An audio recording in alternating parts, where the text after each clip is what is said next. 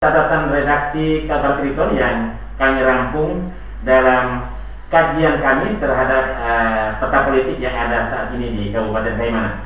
Dan telah hadir di studio bersama saya, samping kiri saya adalah Bung Brian Mariensi. Selamat malam, Bung.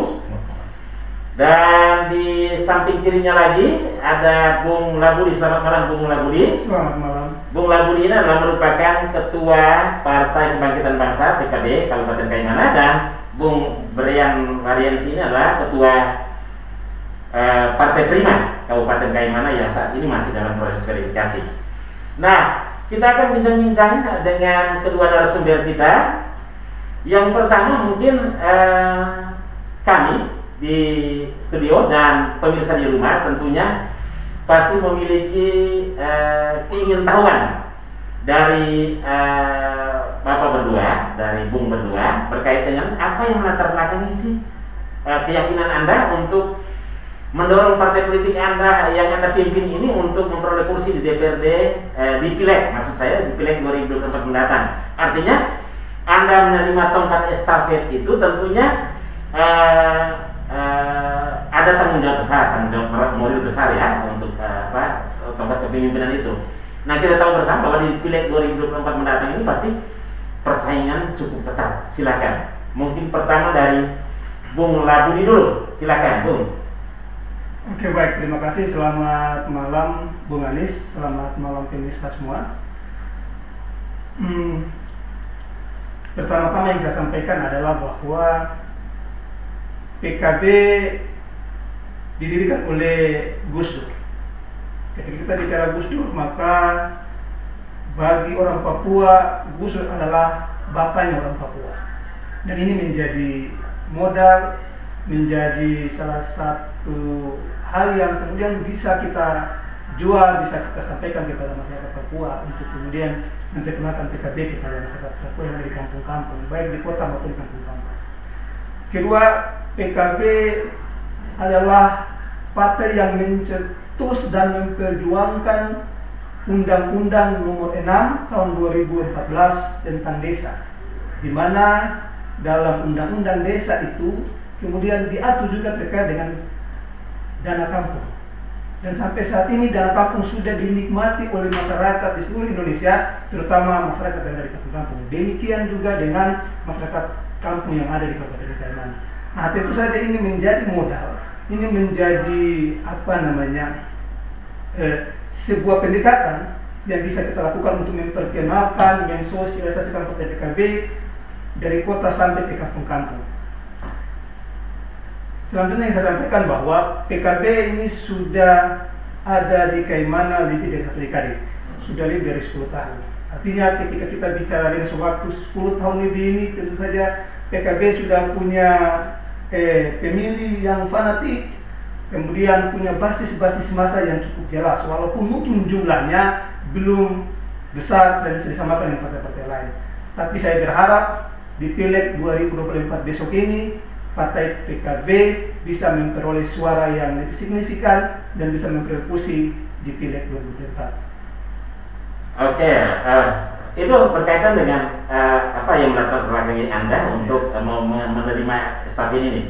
Artinya kita tahu di PKB di satu dekade terakhir, artinya di pemilu 2014 ya Pak, Bung Labudi, bahwa ada satu kursi di DPRD.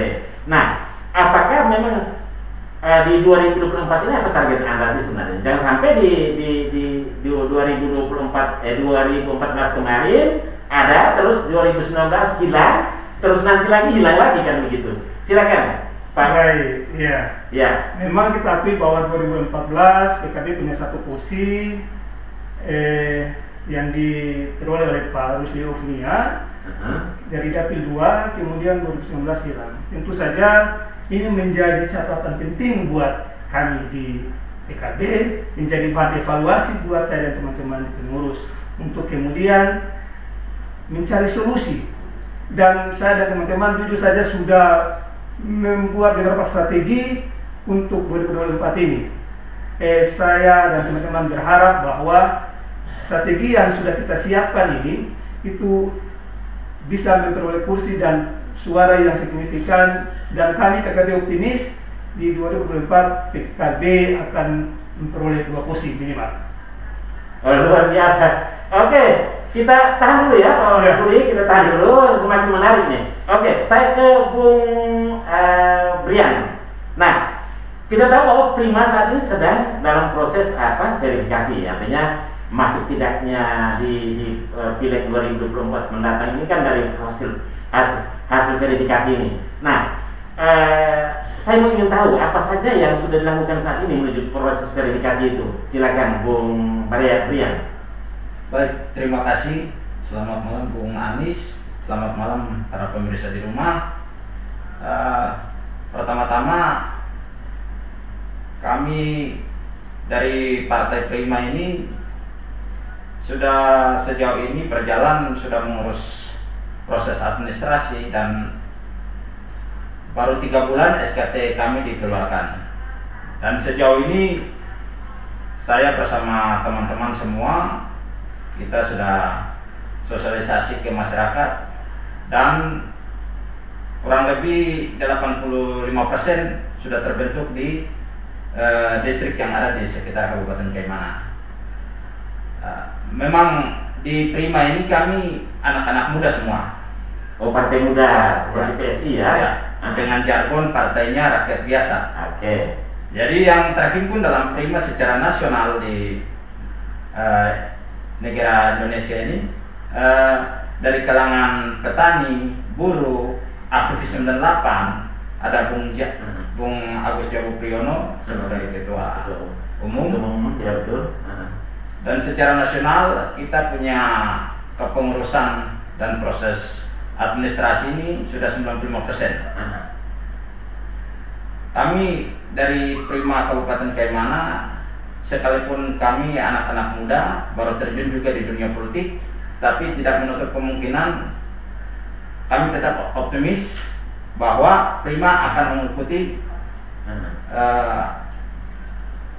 pemilu 2024, dan kami optimis menang dan akan mendapatkan kursi di 2024. Oke, berkaitan dengan verifikasi tadi Bung sebutkan bahwa sudah 85%. Nah, dalam proses verifikasi ini perlu kami ketahui dan pemirsa di rumah tahu, sudah sampai di mana pembentukan pengurus apa? Pengurus cabang atau pengurus distrik? Distrik. Nah, distrik itu sampai di mana?